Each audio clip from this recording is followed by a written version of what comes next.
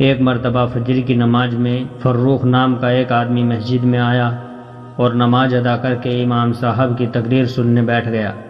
امام صاحب کہہ رہے تھے کہ اے لوگو، ترکستان میں جہاد ہو رہا ہے، وہاں لوگوں کی ضرورت ہے، اس لیے آپ لوگ اس جہاد میں شرکت کریں۔ حضرت فروخ نے جب یہ بات سنی تو وہ اپنے گھر آئے۔ ان کی ابھی نئی نئی شادی ہوئی تھی۔ انہوں نے اپنی بیوی سے کہا، میں اللہ کے راستے میں جہاد کرنا چاہتا ہوں۔ بیوی نے کہا کہ آپ یہ کیسی بات کہہ رہے ہیں؟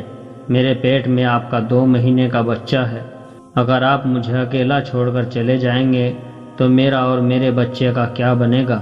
فروخ نے کہا کہ اے اللہ کی بندی، تو اللہ پر بھروسہ رکھ اور میرے پاس 4000 دینار ہے، انہیں تو اپنے خرچے میں لانا اور میں 4 مہینے میں واپس آ جاؤں گا۔ بہت کہنے کے بعد بیوی نے کہا ٹھیک ہے، لیکن جلدی واپس آنا۔ اور پھر اسی دن فروخ نے اپنا جہاد کا سامان تیار کیا اور شام ہوتے ہوتے اپنا گھوڑا لے کر گھر سے نکلنے لگا۔ شوہر کو جاتا دیکھ بیوی کی آنکھوں میں آنسو بھر آئے۔ فروخ نے بیوی کو گلے سے لگاتے ہوئے کہا کہ تم پریشان نہ ہو، اللہ تمہارا رکھوالا ہوگا، میں جلد ہی واپس آ جاؤں گا۔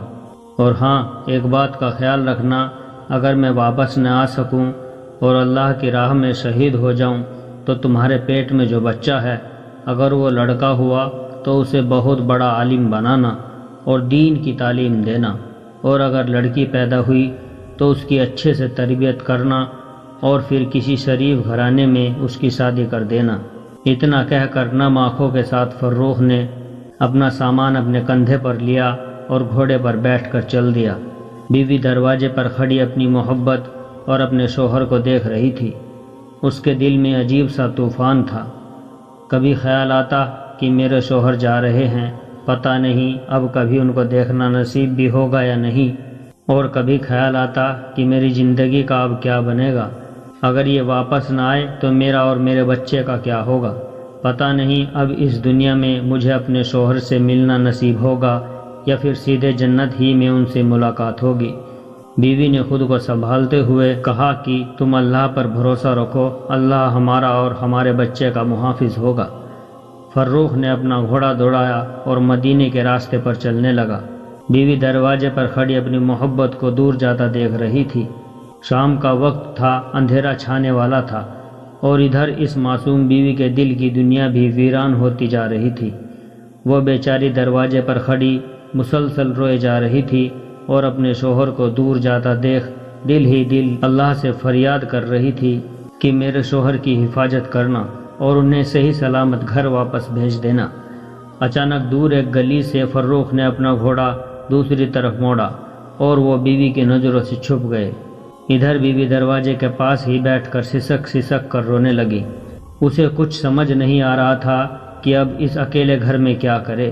دن گزرتے گئے، ایک دن گزرا، ایک ہفتہ گزرا، ایک مہینہ گزرا، اور اسی طرح 4 مہینے گزر گئے۔ بیوی بھی بیچاری انتظار میں بیٹھی تھی کہ اب 4 مہینے گزر چکے ہیں، انہوں نے وعدہ کیا تھا کہ 4 مہینے میں واپس آ جاؤں گا، اس لیے اب کسی دن میرے شوہر ضرور واپس آ جائیں گے اور میری زندگی میں پھر سے خوشیاں بھر جائے گی۔ لیکن اسی طرح پورا سال گزر گیا، شوہر واپس نہیں آئے اور ان کی کوئی خبر بھی نہ ملی۔ کئی سال گزر گئے، وہ بیچاری معصوم بیوی ہر روز ہلکی سی آہٹ پا کر دروازے کی طرف بھاگتی کہ شاید میرے شوہر واپس آ گئے ہیں، لیکن دروازے پر پہنچ کر معلوم ہوتا کہ ابھی تو جدائی ہی جدائیاں ہیں۔ بیوی انتظار کرتی رہی اور مدینہ میں ہر آنے جانے والے سے پوچھتی کہ تم نے میرے شوہر فروخ کے بارے میں کچھ پتا ہے، لیکن سبھی لوگوں سے صرف ایک ہی جواب ملتا کہ ہمیں فروخ کی کوئی خبر نہیں کہ وہ کہاں ہے اور کس حال میں ہے۔ اسی طرح 10 سال گزر گئے۔ اب تو امید بھی ٹوٹ چکی تھی۔ بیوی نے بھی سمجھ لیا تھا کہ شاید میرے پیارے شوہر اللہ کی راہ میں شہید ہو گئے ہیں، اب دنیا میں مجھے ان سے ملنا نصیب نہیں ہوگا، اس لیے جنت ہی میں ان سے ملاقات ہوگی۔ فروخ کے گھر ایک لڑکے کی پیدائش ہوئی۔ ان کی بیوی نے اس لڑکے کی بہت اچھے سے تربیت کی اور اسے بہت بڑا عالم بنایا، یہاں تک کہ امام مالک جیسے لوگ اس لڑکے کے شاگرد بنے۔ اس کا نام ربیعہ تھا۔ زمانہ گزر گیا، شوہر کو گئے 27 سال گزر گئے۔ ان کے واپس آنے کی کوئی امید بھی نہیں تھی، لیکن ایک رات وہ بھی آتی ہے کہ وہی فروخ ترکستان سے اپنے گھر کی طرف واپس لوٹتے ہیں۔ آج سے 27 سال پہلے جب یہ فروخ جہاد کرنے آئے تھے تو ایک جوان لڑکے تھے، لیکن اب جب واپس اپنے گھر جا رہے ہیں تو بوڑھے ہو کر ہڈیوں کا ڈھانچہ بن چکے ہیں۔ فروخ کو بیوی بچوں کی یاد ستا رہی تھی، اس لیے اپنا گھوڑا لیا اور مدینے کی طرف چل دیے۔ ہر قدم پر فروخ کے دل میں ایک ہی خیال آتا تھا کہ پتہ نہیں میری بیوی زندہ ہوگی یا نہیں، پتہ نہیں میرے جانے کے بعد میرے گھر کوئی بچہ پیدا ہوا تھا یا نہیں، پتہ نہیں اب میرا گھر مدینہ میں موجود ہوگا یا پھر بیوی نے اسے بیچ کر کہیں اور رہنا شروع کر دیا ہوگا، کیونکہ 27 سال گزر چکے ہیں۔ یہ سارے سوالات حضرت فروخ کے دماغ میں گھوم رہے تھے، اور رات کے اندھیرے میں ان کا گھوڑا مدینے کی طرف دوڑتا جا رہا تھا۔ رات کے 3 بج رہے تھے۔ فروخ کا گھوڑا مدینے کے اندر داخل ہوا۔ ہر طرف سناٹا ہی سناٹا تھا، لیکن فروخ کے دل میں ایک طوفان برسا تھا۔ ہزاروں سوالات تھے جو فروخ کو پریشان کر رہے تھے کہ پتہ نہیں میری بیوی زندہ ہوگی یا نہیں۔ فروخ نے اپنے گھوڑے کی رفتار دھیرے کر لی اور خاموش لفظوں کے ساتھ آہستہ آہستہ اپنے گھر کی طرف بڑھنے لگے۔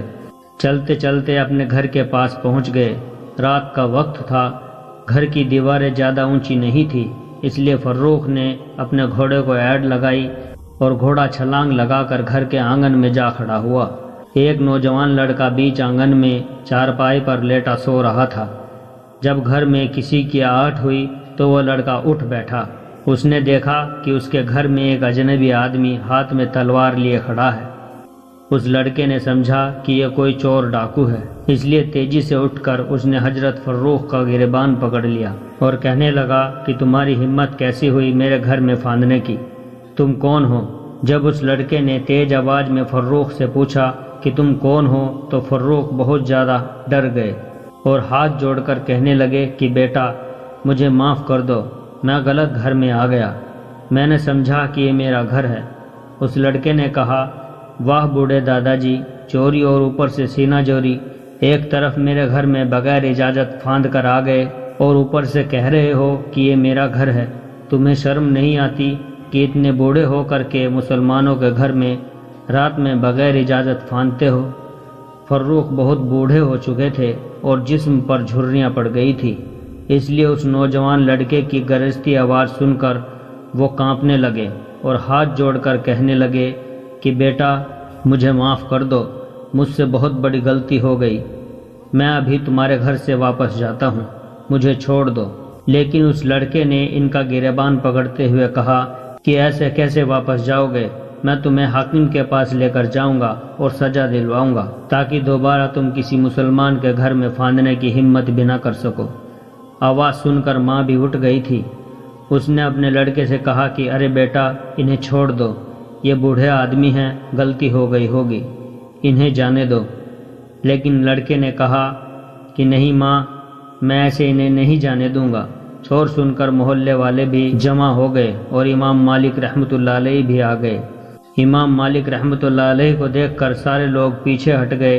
امام مالک نے آگے بڑھ کر فروخ سے پوچھا کہ دادا جی آپ کون ہیں اور اس طرح رات میں کسی کے گھر میں کیسے گھس گئے؟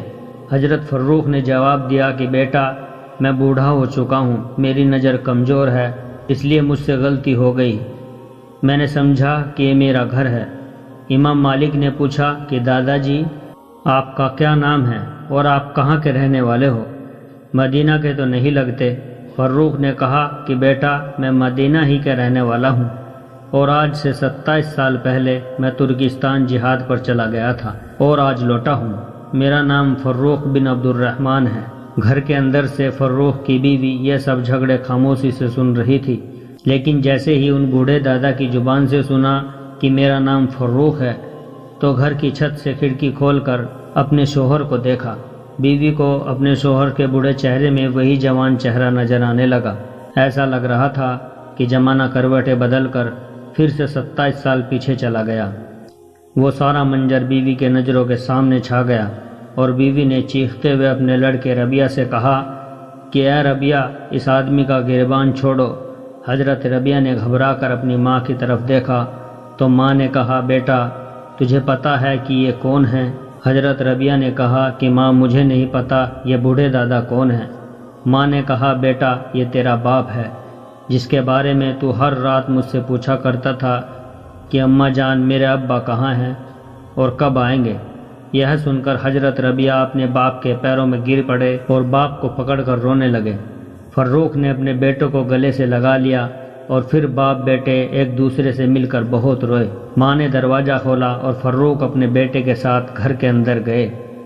رات یوں ہی باتوں باتوں میں گزر گئی اور فجر کی اذان ہونے لگی۔ فروخ نے اپنی بیوی سے پوچھا کہ جہاد پر جاتے ہوئے میں نے تمہیں 4000 دینار دیے تھے، تم نے ان کا کیا بنایا؟ بیوی نے کہا کہ وہ 4000 دینار محفوظ ہیں، آپ پہلے مسجد نبوی میں جا کر فجر کی نماز پڑھائیں۔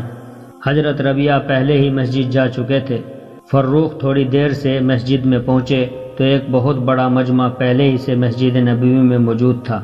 فروخ نے پیچھے کھڑے ہو کر جماعت کے ساتھ فجر کی نماز پڑھی اور پھر نماز کے بعد کیا دیکھتے ہیں کہ امام صاحب اپنی جگہ پر گھوم کر بیٹھ گئے اور بڑے بڑے علماء کرام کہ امام مالک جیسے لوگ ان امام صاحب کو گھیر کر بیٹھ گئے اور پھر امام صاحب لوگوں کو حدیث کا درس دینے لگے۔ فروخ کی آنکھوں کی روشنی کمزور ہو گئی تھی، اس لیے وہ امام صاحب کو پہچان نہیں پائے اور پیچھے ہی بیٹھ کر سارے لوگوں کے ساتھ حدیث کا درس سننے لگے۔ جب درس مکمل ہوا تو فروخ نے بغل میں بیٹھے ایک آدمی سے پوچھا کہ بھائی یہ اتنا بڑا عالم محدث کون ہے کہ جو اتنے سارے لوگوں کو حدیث پڑھا رہا ہے اور اس کے درس میں امام مالک جیسے لوگ بھی شاگرد بن کر ادب سے بیٹھے ہیں؟ اس آدمی نے کہا دادا جی آپ انہیں نہیں جانتے ہیں۔ فروخ نے کہا کہ بیٹا مجھے تو نہیں پتا کہ یہ کون ہے۔ اس آدمی نے کہا دادا جی یہ اس وقت کے سب سے بڑے عالم ربیہ ہیں۔ فروخ نے پوچھا کہ بیٹا ان کے باپ کا کیا نام ہے؟ اس آدمی نے جواب دیا کہ ان کے باپ کا نام فروخ ہے، جو آج سے 27 سال پہلے اللہ کی راہ میں جہاد کرنے چلے گئے تھے اور شاید وہیں شہید بھی ہو گئے۔ یہ سن کر فروخ بہت زیادہ خوش ہوئے کہ میرا لڑکا اتنا بڑا عالم بن چکا ہے۔ گھر آئے اور بیوی کو گلے سے لگا لیا اور کہا کہ تو نے میری تمنا پوری کر دی، تو نے میرے بچے کو اتنا پڑھا دیا کہ وہ آج امام مالک جیسے لوگوں کا استاد ہے۔ بیوی نے کہا کہ آپ نے جو پوچھا تھا کہ وہ 4000 دینار کہاں ہیں تو میں نے وہ سارے دینار تمہارے اس بیٹے کو پڑھانے میں لگا دیے۔ فروخ نے کہا کہ حقیقت میں تم نے میرے پیسے برباد نہیں کیے۔ پیارے دوستو ویڈیو اگر اچھی لگی ہو تو ہمیں کمنٹ میں ضرور بتائیں اور ہمارے چینل اسلام میں نور کو ضرور سبسکرائب کر لیں۔ السلام علیکم ورحمۃ اللہ وبرکاتہ۔